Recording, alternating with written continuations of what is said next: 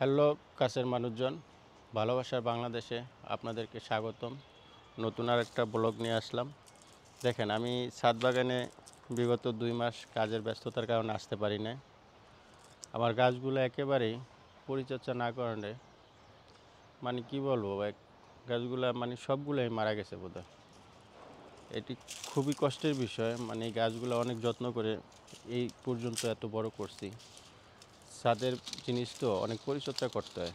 দেখেন এই গাছটা বোধহয় মারাই গেছে। এরপর এটা একটা কাটিমন আম গাছ, এই যে আরেকটা আছে, এটা হয়তো বা বাঁচবে। এটা